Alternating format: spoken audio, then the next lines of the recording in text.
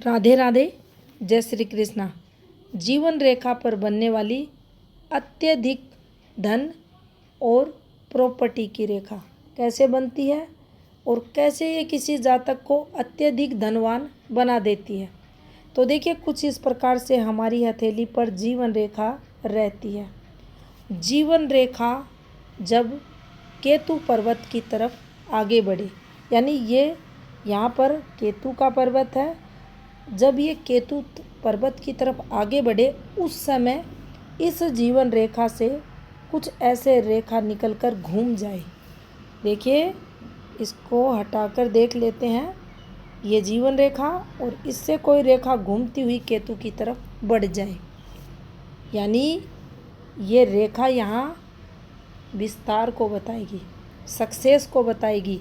जब इस रेखा का संबंध बुद्धि रेखा पर आकर इस प्रकार से ठहर जाएगा।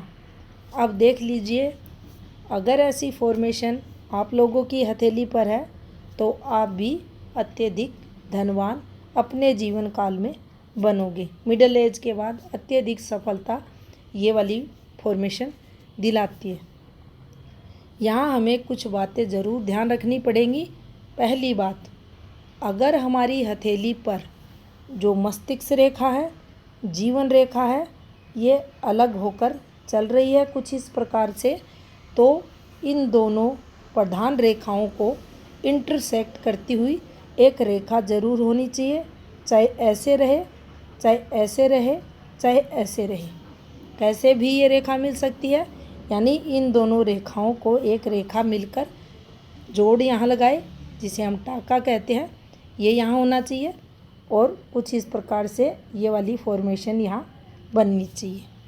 यहाँ भी ये इसको स्पर्श करनी चाहिए मस्तिष्क रेखा को। पहली फॉर्मेशन ऐसे बन सकती है और दूसरी फॉर्मेशन जो आपको पहले बताई गई है, कुछ इस प्रकार से जीवन रेखा मस्तिष्क रेखा साथ चले और यहाँ से एक रेखा ऐसे निकले और इससे एक रेखा मिलकर यहाँ चली जाए।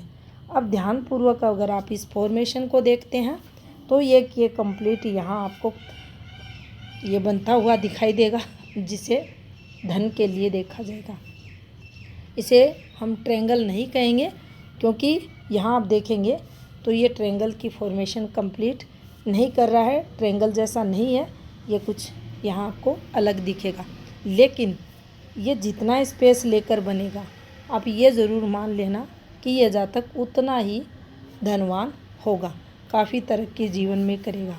अब देखिए, यहाँ में कुछ ज़रूर ध्यान रखना चाहिए कि अगर ये फॉर्मेशन कंप्लीट बनी है, अच्छी रेखाओं से बनी है, तो इस जातक की हथेली पर कोई भी फेम रेखा, कोई भी तरक्की रेखा, मान लीजिए यहाँ धन रेखाएं नहीं हैं, भाग्य रेखा नहीं है, सूर्य रेखा नहीं है, बुध पर्वत पर स्थायी रेखाएं नहीं है, तो भी कुछ फर्क नहीं पड़ता। ये जातक अत्यधिक तरक्की करेगा, अत्यधिक धनवान भी होगा और जीवन में सफलताएं भी अर्जित करेगा। यहाँ पर जो केतु पर्वत है, इसका प्रभाव इस जातक के जीवन में रहेगा। केतु का किस लिए रहेगा, तो देखिए, मस्तिष्क रेखा का इस रेखा से संबंध और इस रेखा का केतु पर जो जीवन रेखा से निकलकर रेखा जा रही है, इसका संबंध। अब इसकी जो सोच रहेगी इस जातक की, यहाँ थोड़ा सा ये ज़रूर आप ध्यान रखें, गुरु की स्थिति कैसी। अगर गुरु भी बहुत ही अच्छी उत्तम स्थिति का है तो इस जातक की जो नैतिकता है, अच्छे कर्मों के प्रति रुझान है, वो आपको और अधिक बढ़े हुए मिलेंगे।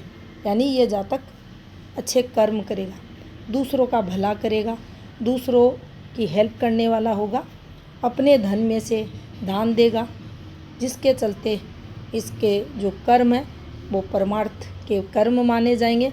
इसे जीवन में तरक्की मिलेगी और इसका जैसे जैसे जीवन आगे बढ़ेगा, एज इसकी बढ़ेगी, वैसे वैसे यह जातक अपने जीवन में अपने अच्छे कर्म करता हुआ जो परमार्थ का रास्ता है उस पर आगे बढ़ता है, जिसके चलते इसके धन में निरंतर वृद्धि होती है। यहाँ पर संतान सुख, सम्मान भी इस रेखा पर देखा जाता है। अक्सर आप लोगों द्वारा एक क्वेश्चन पूछा जाता है, क्या बच्चे ओल्ड एज में हमारी सेवा करेंगे, ऐसी फॉर्मेशन होती है, तो वो ज़रूर सेवा करते हैं, अपने पेरेंट्स का सम्मान करते हैं। संतान द्वारा सुख की भी ये रेखा हमारी हथेली पर मानी जाएगी। संतान विशेष तरक्की भी इस रेखा पर करते हैं। और जैसे ही ये जातक अपनी 45 ईयर्स कंप्लीट करता है, उसके बाद पहले की तरक्की से इसकी जो तरक्की है बहुत तेज़ गति से होती है, काफ़ी अच्छी ये अर्निंग करना स्टार्ट कर देता है। यहाँ पर देखिए, केतु को अगर हम थोड़ा भी समझे तो केतु जिसका भी अच्छा होता है, वह जातक जीवन में जब भी इनसे कोई गलती होती है, अपनी गलतियों से सीख लेते हैं, गलतियों को कभी नहीं दोहराते। अपने द्वारा जो कर्म किए जाते हैं उनको भी भगवान पर छोड़ता है कि जो भी हुआ भगवान ने किया है, हमने कुछ नहीं किया। हम गलती अगर हुई तो हम दोबारा इसे नहीं करेंगे। यानी जो भी कुछ होता है इनके इर्द गिर्द या इनके द्वारा जो कर्म रहते हैं, उसको ये भगवान को समर्पित करके चलते हैं। और इनका जो बुढ़ापा रहता है, ओल्ड एज जो रहती है, काफ़ी अच्छी देखी जाती है। और इन्हें समाज में, परिवार में काफ़ी सम्मान मिलता है, काफ़ी तरक्की इनको होती है। और इनके संतान जो रहती है, इनके बच्चे जो रहते हैं, वो भी काफ़ी अच्छी तरक्की इस रेखा पर करते हैं। तो देखिए, ये अच्छी रेखा है, समुद्र शास्त्र में इसको काफ़ी अच्छा बताया गया है। संतान सुख, संतान सक्सेस, स्वयं की सक्सेस, ओल्ड एज सम्मानित, अगर ये सब देखा जाए तो इस रेखा पर मिलता है। तो आप चेक कर ले, कहीं आपके हाथ में तो नहीं है ये रेखा। वीडियो अगर पसंद आया तो आप इसको लाइक शेयर ज़रूर करें, और अगर आप नए हैं तो चैनल को सब्सक्राइब भी करें। धन्यवाद।